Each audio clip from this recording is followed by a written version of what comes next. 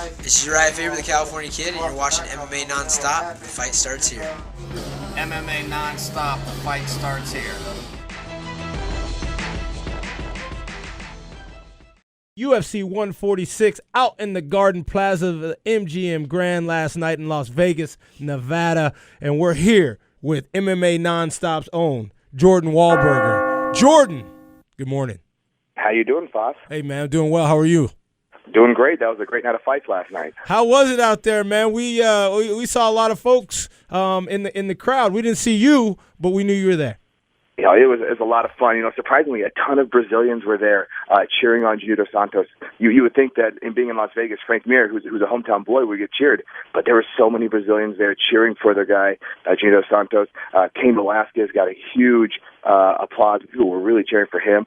It was an electric crowd. Very exciting to be there. Absolutely. And were there a mixed Brazilian crowd? Because, you know, I used to see that beautiful video with Snoop, and I saw some of the ladies. Were they there too?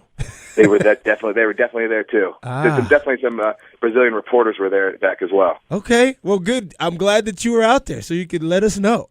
Do you speak Portuguese? I do not speak Portuguese. I speak Spanish, but no Portuguese.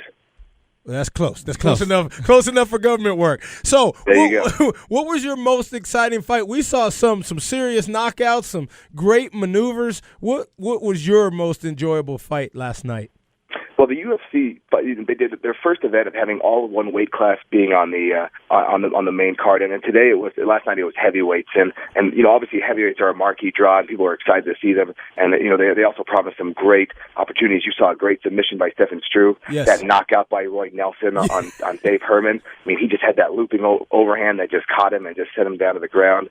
But really, I mean, the fight that kind of really said more about someone was Cain Velasquez. He came out with a vengeance. He wanted to prove that, you know, he took down Antonio Silva early, which he should have done to Junior dos Santos when they fought back in October, and he wanted to prove that he can't take him down, and he was just vicious. I mean, that cut that he opened up on Antonio Silva on his face, it was rough, and that fight was stopped a little bit too late by the referee, but, you know, Cain Velasquez clearly, you know, established himself as the number one contender, and they're going to be fighting. Him and Junior dos Santos will be fighting later this year for the title again. That's going to be a great matchup.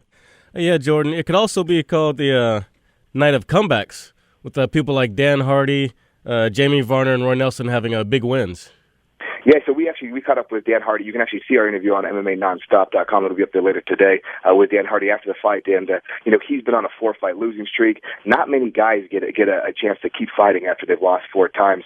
But Dan Hardy, you know, he brings it every time. I talked to Dana White after the fight, and, you know, he said that, you know, Dan Hardy brings it. We like guys who want to stand up there and fight, and Dan Hardy does that. He trained out in Vegas. He trains with Frank Mir, and he really kind of changed his whole camp.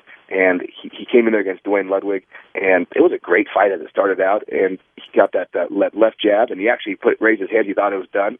He had to go in and close it out and finish that off. So that's a great win for Dan Hardy. You also mentioned Jamie Varner, who just returned back to the UFC. He's a former WEC champion. They've been trying to get him in before, and a recent injury to Evan Dunham allowed him to fight Edson Barboza, who had been on a tear in the UFC, and that was definitely an upset. And Jamie Varner looked good, and you know, he's back in the UFC. And then we talked about Roy Nelson, who had also been kind of struggling in the UFC. Dana White has been talking about his weight being a challenge, and you saw Roy Nelson get that win, and then jump on top of the cage and shake his belly for the crowd. Yeah, Roy Nelson's really good for the UFC, just his personality and the fun that he brings, and he's also a good test for the up-and-comers to prove that they're in the top 10. Yeah, he is. He is going to be that kind of that barrier to get through if you want to be a kind of a contender. I don't kind of the gatekeeper. He's the gatekeeper. That's exactly. where I think Frank Mir is now relegated to, because he should never get another title fight. Yeah, you know, Frank Mir he's had his opportunities. He's just not in the same class as Junior dos Santos, Cain Velasquez, Alistair Overeem, and you know, we saw Brock Lesnar, who actually made a return last night to the UFC. He was just watching it, and afterwards, Dana was kind of coy and saying that you know, Brock wants to talk, so we may be seeing Brock Lesnar back in the UFC. Yeah, I'm not sure how much I believe that, but real quick, the opposite of a comeback, you had Jason Mayhem Miller, who's pretty much better known for his MTV series Bully Beatdown. I love Bully Beatdown on MTV too. You think he'll be relegated to a Strikeforce now? With his last 2 showings are really poor. Yeah, so his last fights were really poor, and I know that if you watch the prelims, you saw him come out. I think he had some sort of like bag over his head. Dana does not like that. He thinks that's not a way. He said, he specifically said that, hey, if you want to try to do that, do it on your show. You have a reality show for that. Something happened last night, and he wouldn't kind of go into details after the fights. Awards were said, and he's cut. He's cut from Zuffa, so he won't be. I don't see him going to Strikeforce for a while. I think Zuffa, which is the parent company of the UFC, and Strikeforce are going to kind of cut ways with Mayhem Miller right now. Wow. Well, we're talking with Jordan Wahlberger from MMANonstop.com. Jordan, always appreciate you coming on the show. Who, celebrity-wise, was out there? I mean, because you see, I've seen Champ Bailey at these, a whole host of folks, and I'm talking specifically at the MGM when I've been out in Las Vegas. I knew that Charlize Theron was there. Ooh, nice. I saw her. I know that MC Hammer was there. I mean, he's kind of connected to the MMA world, but from being in the press room and being back out, I didn't see a ton. So you probably have a better view watching on TV from knowing who was there, but I don't know who else was there though. MC Hammer with Alchemist.